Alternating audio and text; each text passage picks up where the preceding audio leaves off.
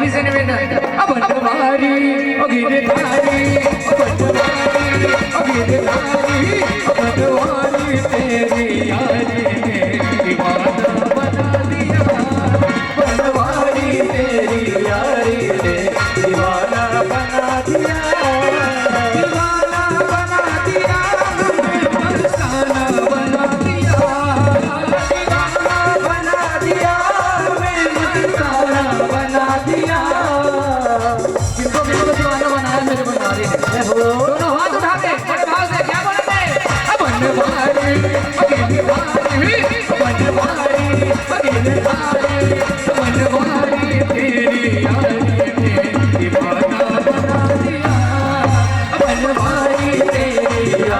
ने दीवाना बना दिया तेरी यारी ने दीवाना बना दिया बनवारी तेरी यारी ने दीवाना बना दिया बनवारी तेरी यारी ने दीवाना बना दिया बनवारी तेरी यारी ने दीवाना बना दिया। जय जय श्री राधे प्रेम से बोले वृंदावन बिहारी लाल की जय।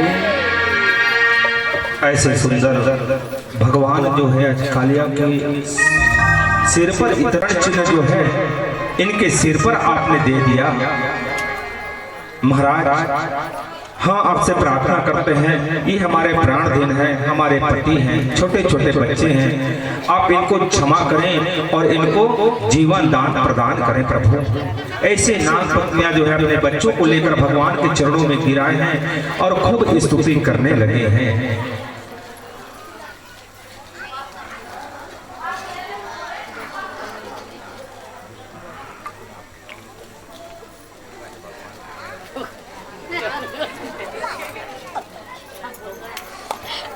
नाग पत्नियां जो है छोटे छोटे बच्चों को लेकर के और आज भगवान कृष्ण के चरणों में डाल करके बोले कि नाथ अनाथ हो जाएंगे छोटे बच्चे हैं हमारे प्राण धन हैं हमारे पति हैं इनके अपराध क्षमा करते इनको जीवन दान प्रदान करें। इस नाम साधु सोच नाम पति के प्राण प्रदीयताम अपने पति के प्राण रक्षा किए।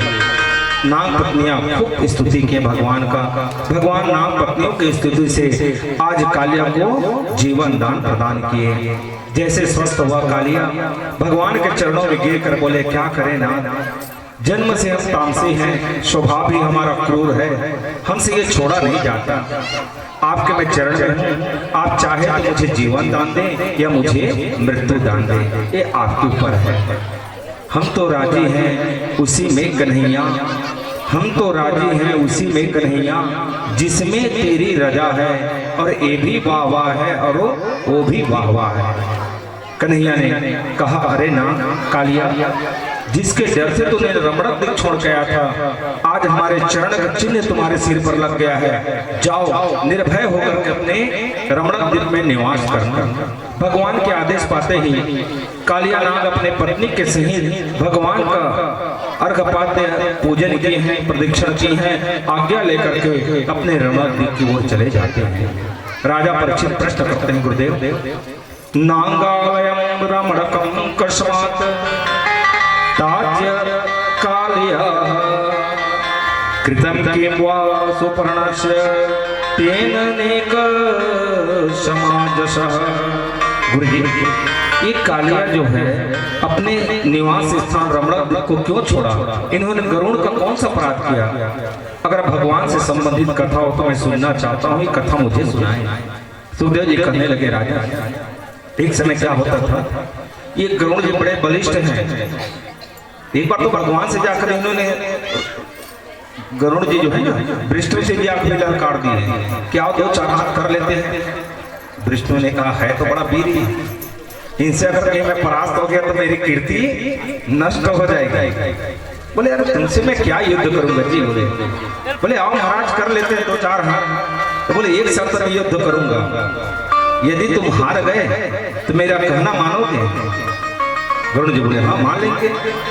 भगवान ने बोले ये भी शर्त स्वीकार कर लिया। बोले जाओ ऐसे तुमको मैं मुफ्त में विजय प्रदान कर देगा, जो मांग रहे मांग लेते। गरुड़ जी बोले महाराज बिना युद्ध के मैं नहीं मांगता। तो बोले अच्छा तुम ही दे दो।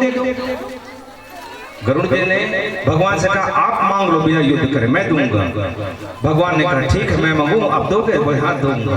बोले मेरा वाहन बन गया और उनको अपना वाहन बना लिया। एक गरुड़ बड़े बलिष्ठ था, एक रमणक दिख में जिस घर में जाकर घुसता था पूरे सफर चट कर देते थे। सांप लोग सोचे कि बोले ये तो धीरे धीरे हमारे जाति लुप्त हो जाएगी, क्या करेंगे? तो उन्होंने एक गोष्ठी बुलाए और गोष्ठी बुलाकर गरुड़ जी को भी बुलाए और बोले देखो महाराज हम अमावस्या को एक बरगद के नीचे गांव के बाहर आपके लिए भोजन प्रबंध कर देंगे, आप गांव के अंदर बस्ती के अंदर प्रवेश मत करना। गरुड़ ने स्वीकार कर लिया। ऐसे परंपरा चलती रही उनकी। एक दिन क्या हुआ, कालिया का पारी अपने 100 फण और 20 के घमंड में आकर के कालिया उनके लिए कोई भोजन का प्रबंध नहीं किया। उनके पीछे वाले जो हो डर गए, इनके बाद मेरा पारी है, अगर गरुड़ जाएंगे तो मेरे पूरे परिवार को सफा कर देंगे, तो क्या करें? तो बेचारे डर से भोजन तैयार किए, एक बूढ़े सर्प को लेकर के बरगद के नीचे रख दिए। कालिया कहा अरे इतना डरते हो तुम गरुड़ से? अरे मैं हूं, मेरे बातों पर विश्वास नहीं करते। उन्होंने क्या किया, सारे भोजन को ग्रहण कर लिए और बूढ़े साहब को ले जाओ तुम घर, आने दो गरुड़ को मैं देख लूंगा। जैसे गरुड़ जी आए हैं अपने समय पर पहुंचे, कालिया जो है 100 फण उठा करके और दौड़े हैं उनको डसने के लिए। गरुड़ जी बोले अच्छा कालिया इतना धन, अपने एक पंख में उठाए और उछाल दिए उसको। जैसे उछाले हैं एक बड़ा सा चट्टान में जाके सौभरी ऋषि जी कई बार उनको मना किए कि गरुड़ जी ऐसा मत करो, ऐसा मत करो, लेकिन इन्होंने नहीं माना। एक बार क्या किया कि मछली का जो आधिपत्य है उन्हीं को उठाकर ग्रहण कर लिया। मछली के शोक को देख करके सौभरी जी ने इनको श्राप दिया कि यदि तू यमुना के तट पर आएगा तो तेरा मृत्यु हो जाएगा। ये बात कौन जानता था? कालिया। इसलिए वो यमुना के हद में जाकर के अपना प्राण बचाए, छीप गए। सौभरी जी ने यमुना के तट पर आने के लिए मना किया ना, गरुड़ जी को मछली खाने के लिए मना नहीं किए हैं। ऐसे भगवान कालिया को वहां से निकाल करके और अपने ब्रज में आते हैं। उसी रात क्या हुआ, कालिया को निकाले बाहर आए, माता पिता की प्रणाम किए। माता पिता जिनको अपने अश्रु के धार में अभिषेक करने लगे। भूख और प्यास से थकावट के कारण आज वही सब लोग रो गए, रात्रि बिताए हैं। अचानक रात में अग्नि लग गई और अग्नि के घेरे में सभी लोग आ गए, चिल्लाए कन्हैया कन्हैया बचाओ बचाओ, इस अग्नि से हमारी रक्षा करो। कन्हैया जो है दौड़ कर आए हैं, बोले घबराओ मत, चिंता मत करो, सब लोग आंख बंद करो, मैं कोई उपाय करता हूँ। जैसे आंख बंद किए हैं तुरंत मेरे कन्हैया जो है अग्नि पान किए हैं और अग्नि से अपने प्रजाओं का, वो गोपियों का सबकी रक्षा की है। ऐसे पावन पवित्र जो कथा है इनको सुखदेव जी महाराज राजा परीक्षित को श्रवण करा रहे हैं। सुखदेव जी कहते हैं, राजा धीरे धीरे समय व्यतीत हुआ। हेमंत माथे प्रथमे हेमंत प्रथमे मासी ब्रजनंद कुमारी क्या चेहो भविष्य भुजा कत्यानवच मातरः। हेमंत ऋतु प्रथम मास मार्गशीर्ष, ये नंद के गोकुल की जो कन्या है ना, एक बार भोजन करके और सुंदर कत्यायनी देवी की व्रत करने लगी। सूर्य उदय से 4 घड़ी पहले उठ करके ये जल में जाते स्नान करने के लिए और मिट्टी का देवी की मूर्ति बना करके और उनकी पूजा करती थी। कत्यायनी महामाई महायोगिनी धीश्वरी नंद गोपसुता देवी पति में कुरुते नमः।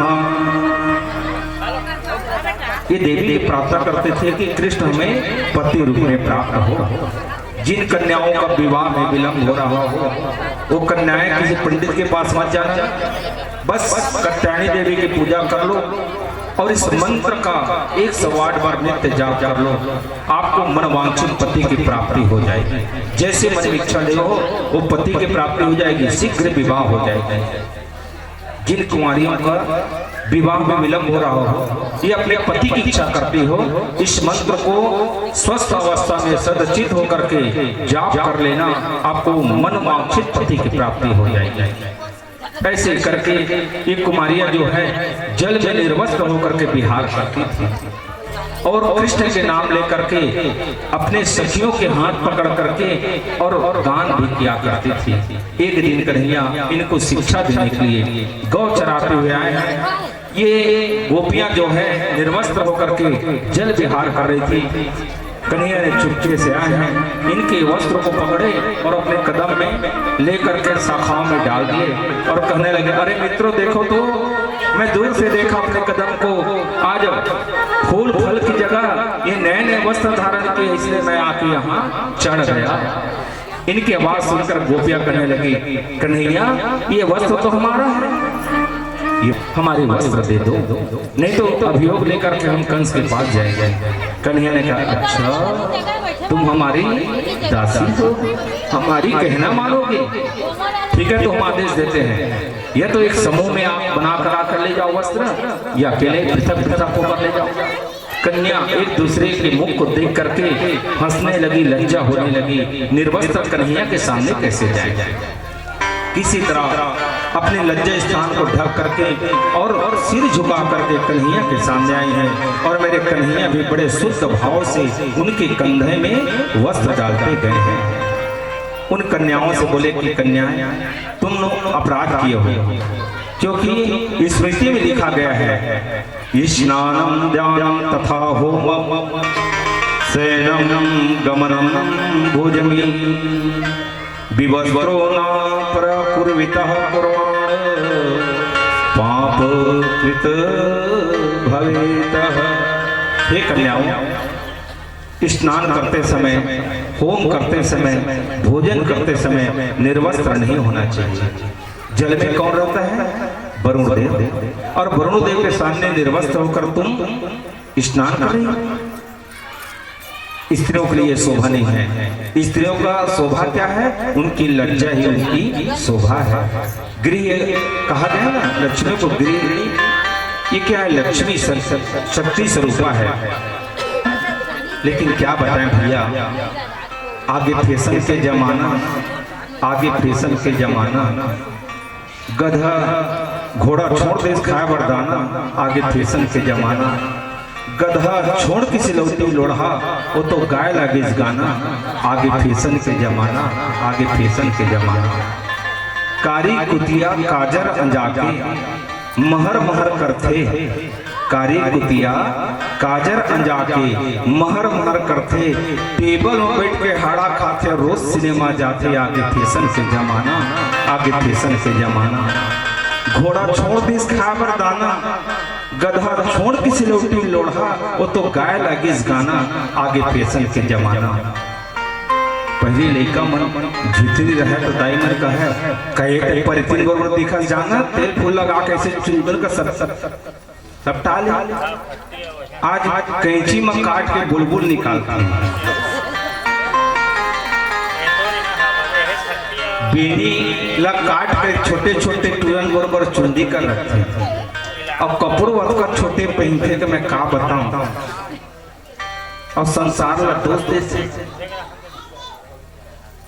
चित्रपेणो महामाये तिष्ठा मध्य स्थिते, ये सीखा मैं भी बांध के रखूं, अगर खोलूंगा ना तो इतना बड़ा मेरा सीखा निकल जाएगा।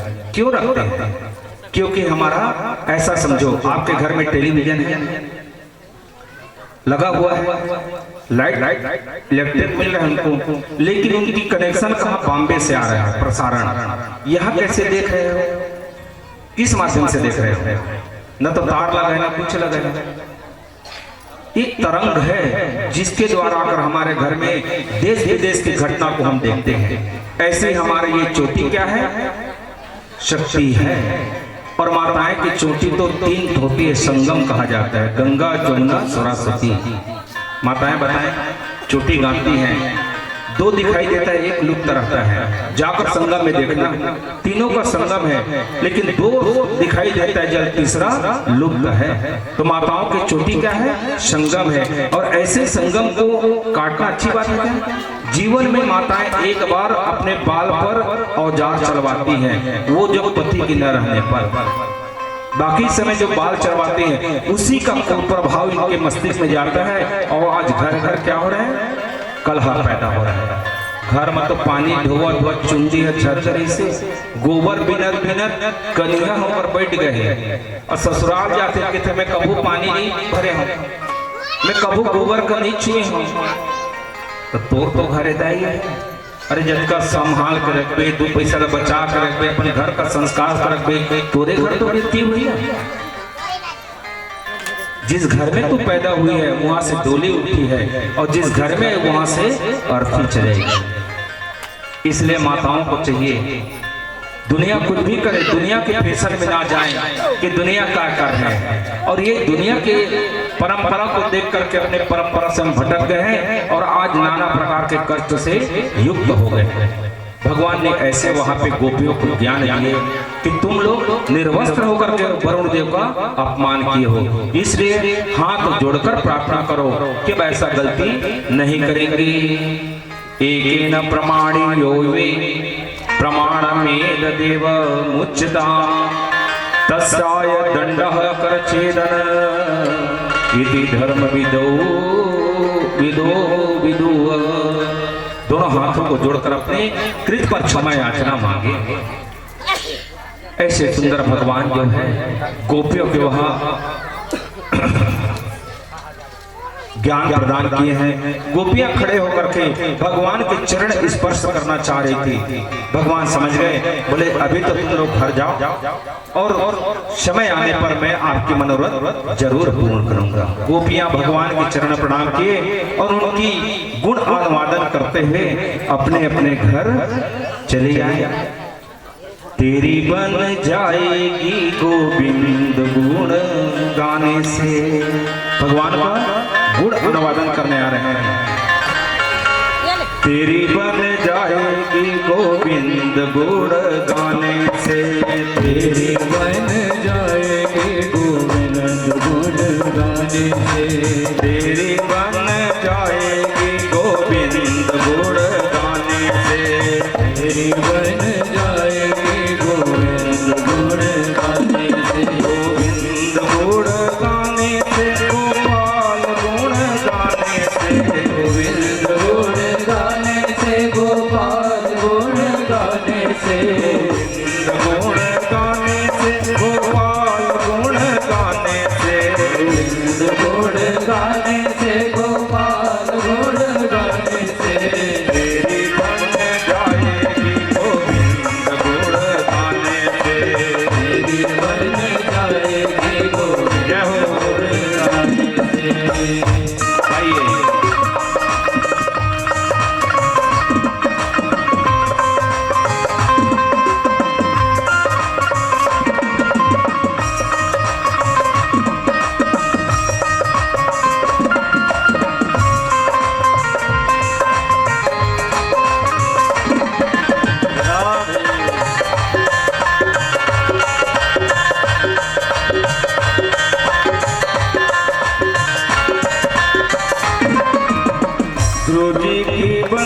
गई प्रहलाद जी की बन गई, जी की बन गई प्रहलाद जी की बन गई, ध्रुव जी की बन गई प्रहलाद जी की बन गई, जी की बन गई प्रहलाद जी की बन गई, द्रौपदी की बन गई चीर के बढ़ाने से, द्रौपदी की बन गई चीर के बढ़ाने से, अरे तेरी बन जाएगी गोविंद गुण गाने से, तेरी बन जाएगी गोविंद गुण गाने से, गोविंद गुण गाने से, गोपाल गुण गाने से, गुण गाने से, गोपाल गुण गाने से, गुण गाने से, गोपाल गुण गाने से, गुण गाने से, गोपाल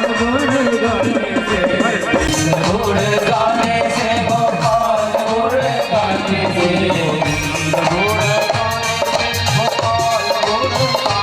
से, गुण गाने से, गोपाल गुण गाने से, अरे तेरी बन जाएगी गोविंद गुण गाने से, तेरी बन जाएगी गुण गाने से, तेरी बन जाएगी गोविंद गुण गाने से, तेरी बन जाएगी गोविंद गुण गाने से, तेरी बन जाएगी, तेरी बन जाएगी गोविंद गुण गाने से, तेरी बन जाएगी गोविंद गुण गाने से, तेरी बन जाएगी गोविंद गुण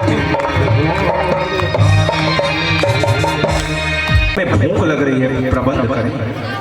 कन्हैया ने कहा देखो कुछ दूर में वैदिक ब्राह्मण जो है स्वर्ग के कामना लेकर यज्ञ कर रहे हैं, जाओ उनके पास और जाकर हमारे नाम लेना, भोजन मांग लेना, और यथा अपने भोजन कराएंगे। कन्हैया के बात मान करके गोप लोग गए हैं और ब्राह्मण को जाकर प्रणाम करते, भूदेव प्रणाम, हमारी प्रार्थना है कृपया श्रवण करें। कन्हैया और बलराम गौ चराते हुए यहाँ कुछ दूर में आके रुके हैं, उनकी आज्ञा है, उनकी प्रार्थना है कि वो भूखे हैं, दोनों भाई भोजन करना चाहते हैं, यदि आपकी इच्छा हो तो आकर उनको भोजन कराएं। ये ब्राह्मण उनकी याचना पर ध्यान ही नहीं दिए, क्यों? यद्यपि यज्ञ देवता यजमान धर्म ये नाना प्रकार के द्रव्य जो है ना, एक हम जो करते हैं वो क्या है? भगवान की प्राप्ति। यज्ञ करना, जब करना तब करना, ये भगवान की प्राप्ति है। फिर भी तुच्छ स्वर्ग की कामना रखने वाले बुद्धिहीन है ब्राह्मण जो है, उन गोपों का याचना को ध्यान नहीं दिए। गोप लोग वापस आए हैं और आकर के कहने लगे कि उन्होंने तो हमारे याचना को ध्यान ही नहीं दिए। कृष्ण कहते हैं जाओ दोबारा उनकी पत्नियों से कहना, वो जरूर तुम्हें तृप्ति भोजन कराएंगे। गोप लोग गए हैं, यज्ञ पत्नियों से कहे कि बलराम और कृष्ण गौ चराते हुए यहाँ पे आए हैं, अगर आपकी इच्छा हो भूखे दोनों भाई भोजन कराएं। यज्ञ पत्नियां जो है ब्राह्मणी सुंदर सोने चांदी के थाली में सामग्री लेकर के दौड़े भागे चली आई हैं। आज भगवान के सौंदर्य देखकर रीझ गई हैं, बड़े भाव से कन्हैया भी उनके स्वागत किए हैं और वो ब्राह्मणी पत्नी जो है उनको भोजन कराई है।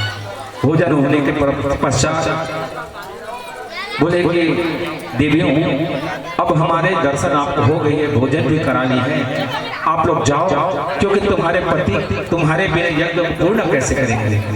कन्हैया के मुख से ऐसी बात को सुने यज्ञ पत्नी कहने लगा कि नाथ ऐसे कठोर क्यों कर रहे हैं आप, क्योंकि हम तो सब कुछ त्याग के आपके शरण में आए हैं, हमारे भाई बंधु अब ग्रहण हमें नहीं करेंगे, हम आपके सिवाय कहाँ जाएंगे, अभी जीवन शेष आपके चरणों में बिताना चाहते हैं।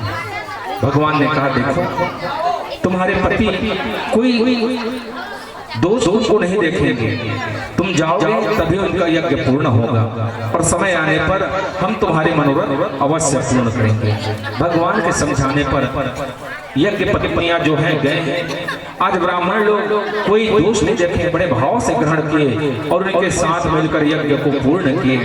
यज्ञ ब्राह्मण जो है ना अपनी पत्नियों के भाग्य में इस प्रकार से अलौकिक निष्ठा दे करके और बड़े ही अपने आप को हीन भाव से पश्चाताप कर रहे हैं, धिक्कार रहे हैं। धिक जन्म ना स्त्री वृद्धा विद्यम, धिक व्रत धिक बहुल ज्ञातम धिक कूलम धिक क्रिया दक्षम विमुखाय तवोक्षज। धिक्कार है हमको, ऐसे धन, ऐसे विद्या, ऐसे यज्ञ, साक्षात परमात्मा हमारे साथ आए थे और हम उनको वंचित हो गए। हमारी पत्नियों का भाग तो देखो, कितनी भाग्यशाली है जो आज भगवान को भोजन कराए हैं, वो भगवान का दर्शन पाए हैं। धिक्कार है हमको, धिक्कार है। इस प्रकार से अपने आप को धिक्कारने लगे। राजा सुखदेव जी कहते हैं एक यज्ञ जिसका गर्व ब्राह्मणों का था नाश के, अब मैं दूसरे यज्ञ के बारे में बता रहा हूँ जिसमें इंद्र को अहम हो गया था। एक दिन बलराम भैया कृष्ण के साथ दोनों भाई गोकुल में घूमने निकले थे। घूम के जब आया वापस तो देखे क्या कि घर में बड़ी तैयारी चल रही है। बाबा के पास गए कृष्ण और जाकर पूछे, बाबा ये किनकी तैयारी चले, किनकी पूजा है, क्या फल है इनका, विस्तार से मुझे बताओ। बाबा ने कहा, लल्ला परजन्यो भगवान इंद्र मेघ तस्या आत्ममूर्ति ते अभी वर्षन्ति भूतान प्राणिनां जीवनम पया। लल्ला इंद्र जो है ना मेघों का राजा है और इनकी प्रेरणा से जल वृष्टि होती है। जल वृष्टि से अन्न को उत्पन्न होता है और इसी अन्न से हम उनकी पूजा करते हैं और जो बचा रहता है उनका अपने परिवार का पोषण करते हैं। संसार में परंपरा धर्म है, इनका त्याग कभी नहीं करने चाहिए लल्ला, क्योंकि संसार में सुख नहीं मिलेगा अगर अपमान करेंगे तो। बाबा के मुख से ऐसी कथाओं को सुने लल्ला ने कहा, अच्छा बोले इसमें इंद्र को इतना अहंकार हो गया। आज उनके अहंकार को दूर करने के लिए बोले, पिताजी ये क्या कहते हैं आप, संसार में जीव कर्म उत्पादन होते हैं और कर्म से ही सुख या दुख प्राप्त होता है। कर्म प्रधान विश्व करी राखा, कर्म प्रधान विश्व करी राखा, कर्म प्रधान विश्व करी राखा, कर्म प्रधान विश्व करी राखा। जो जस किया सो फल तस चाहा, जो जस किया सो फल तस चाहा, जो जस किया सो फल चाहा, जो जस किया सो फल चाहा, कर्म प्रधान विश्व करी राखा, कर्म प्रधान विश्व करी राखा। कर्म की प्रधानता है पिताजी, सुख दुख मान अपमान हानि लाभ ये सब क्या है, कर्म से मिलता है। और फल देने वाला केवल एक है, वो है हमारे परमात्मा, हमारे ठाकुर जी। इंद्र किसमें क्या प्रयोजन है, क्या इंद्र किसी स्वभाव को बदल सकता है? इसलिए पिताजी हमारा कर्म गुरु ही ईश्वर है। कर्म करते रहो, गीता में भगवान अर्जुन को बताए ना, कर्म करते रहो फल की इच्छा मत करो, देने वाले तो हमारे परमात्मा है। तो इसमें इंद्र का क्या प्रयोजन है? अरे नाना प्रकार से जगत जगत प्राकृतिक गुण से उत्पन्न होते हैं, रजोगुण से प्रेरित होकर मेघ वर्षा कराते हैं और उसी से प्रजा का पालन पोषण होता है, आगे भी होता रहेगा। पिताजी हम वन पर्वत में रहते हैं, अगर मेरा कहना मानो तो प्रधान हमारे देवता कौन है? ये पहाड़ है, ये गौ है, ये ब्राह्मण है और ऐसी पूजा मुझे भी बड़ा प्रसन्न होता है। अगर आप कहो तो ये पूजा करें और इसी से नाना पकवान जो बन रहे भेंट कर देते हैं। आज लल्ला की बात को सुनकर सभी साधु साधु करके समर्थन करते हैं और बाबा आदेश से गाड़ी में सारी पकवान सामग्री पूजा लेकर के और गिरवर पूजा करने के लिए चले गए हैं। विषभानु नंदिनी ललिता विशाखा सखियों के साथ सुंदर श्रृंगार करके गाड़ी में बैठ करके चली गई हैं। बड़े बड़े ऋषि महर्षि ब्रह्मर्षि देवर्षि बड़े बड़े पर्वत जो है वहां पे उपस्थित हो गए हैं। पता चला मेरे भोलेनाथ को, भोलेनाथ नंदी पर सवारी हुए हैं, माँ उमा को साथ में रखे हैं और अपने थैले में धतुरा भंग विषपान बहिलो हेमाद्रि पुत्री सहितो गणावित आरुहा नंदेश्वर आदि वाहनम समयो गिरिराज मंडलम। आज कैलाश छोड़ करके गिरिराज मंडल में आकर विराजमान हो गए हैं। इस प्रकार से सब जब वहां सुमति उपस्थित हुआ,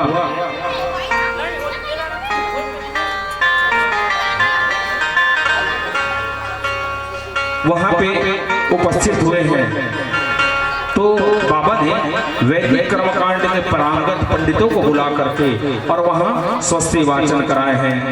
जजमान जी उठ जाए, पूजा एक पंडित जाकर पूजा कराएंगे, उनको केवल बताते रहेंगे ओम स्वस्ति न इंद्रो वृद्धस्वाहा स्वस्ति न पूषा विश्ववेदाः स्वस्ति न। सब लोग वहां उपस्थित थे, नाना प्रकार के नैवेद्य चढ़ा रहे हैं, भोग चढ़ा रहे हैं, कोई सोना चढ़ा रहा है, कोई तासे का छिड़काव हो रहा है वहां पे।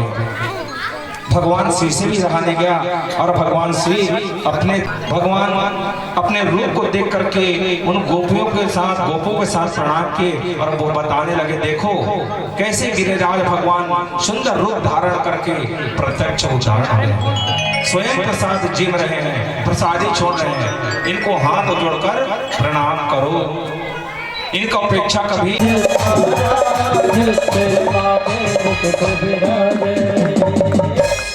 डॉक्टर साहब